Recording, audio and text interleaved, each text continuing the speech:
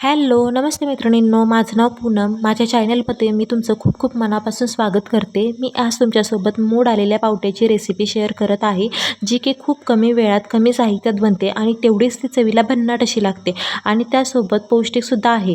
तर चला रेसिपीला सुरुवात करू.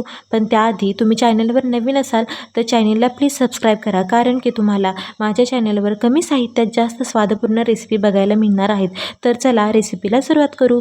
मी इथे मोड आलेले पावटे घेतलेले आहेत. आपण जसे मटकीला मोड आणतो तसेच मी पावट्याला मोड आणले आहेत. ते मी गरम पाण्यामध्ये 5 मिनिटे ठेवले आहेत, जेणेकरून ह्याचे साल लगेच निघेल. चला आता मी सगळे पावटे सोलून घेते.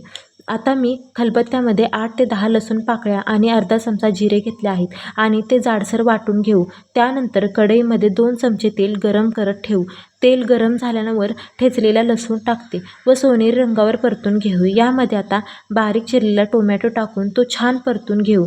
इथे पंजाबमध्ये तर भाजीला जास्त ऑप्शन नाहीत, तर मी आठवड्यात 2 वेळा तरी ही भाजी बनवत असते. माझे मिस्टर तर बोलतात की मटणाच्या रस्स्यापेक्षा पण ही भाजीची टेस्ट खूप छान लागते. तर तुम्हीही आवर्जून बनवा ही भाजी. चला तर टोमॅटो खूप असा आपण छान असा परतून घेऊया. आता यामध्ये आपण चवीनुसार मीठ टाकून घेऊ. मीठ टाकून आपण आता छान असं परतून घेऊया आणि यामध्ये आता आपण कांदा लसूण मसाला टाकूया. तुम्ही तुमच्या वापरातला जो रोजच्या भाजीसाठी तुम्ही मसाला वापरता तोच इथे टाकायचा आहे. स्पेशल मसाला असा कोणताही नाही या भाजीसाठी. तर ह्यामध्ये आपण छोटा चमचा हळदीचा टाकून घेऊ. तुम्ही बघू शकता की मी यामध्ये खूप कमी मसाल्यांचा वापर केलेला आहे, तरी ही भाजी चवीला खूप छान अशी बनते. आता हे मसाले आपण छान असे परतून घेऊया आणि ह्यामध्ये मोड आलेले पावटे टाकून घेऊया आणि ते पण छान असं परतून घेऊया. आपण कोणत्याही पदार्थात जेवढे जास्त मसाले परतून घेऊ तेवढीच पदार्थाला चव छान येते. असं काही नाही की आपण जास्त मसाले वापरले म्हणजेच तो पदार्थ टेस्टी बनतो, हा पूर्णपणे गैरसमज आहे. तर चला आपण पूर्णपणे आता ही भाजी छान अशी परतून घेऊया आणि ह्यामध्ये मी आता थंड पाण्याचा वापर केलेला नाही, तर मी यामध्ये आता गरम पाणी टाकत आहे, जेणेकरून गरम पाण्यामुळे ह्या भाजीला तर्री छान येईल. तुम्ही ही भाजी कुकरमध्ये सुद्धा बनवू शकता. तुम्हाला जर ही भाजी कुकरमध्ये बनवायची असेल तर फक्त तुम्ही ह्याच प्रोसिजरने फक्त 2 शिट्ट्या देऊ शकता. तुमची भाजी शिजली जाईल त्या 2 शिट्ट्यामध्ये. तर चला आता मी ह्यावरती झाकण ठेवलेलं आहे आणि 5 मिनटं असं शिजून देऊया. 5 मिनटानंतर आता आपण झाकण काढूया.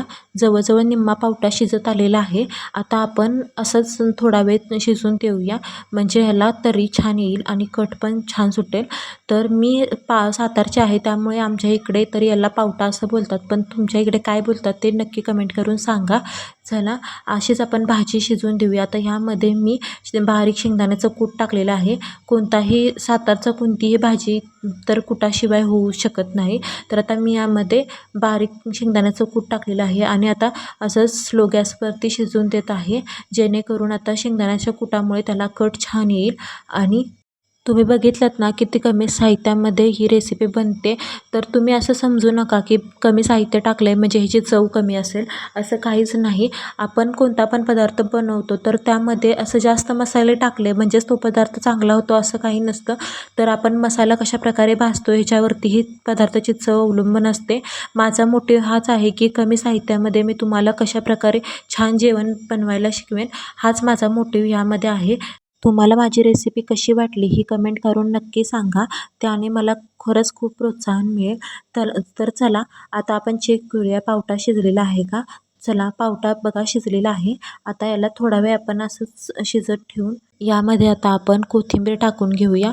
चला तर आपली रेसिपी ही तयार आहे. तुम्हाला जर ही रेसिपी आवडली असेल तर नक्की लाईक करा, शेअर करा, सबस्क्राईब करा आणि कमेंट करा. भेटूया पुढच्या व्हिडिओमध्ये. तोपर्यंत स्वतःची आणि फॅमिलीची काळजी घ्या. चला बाय.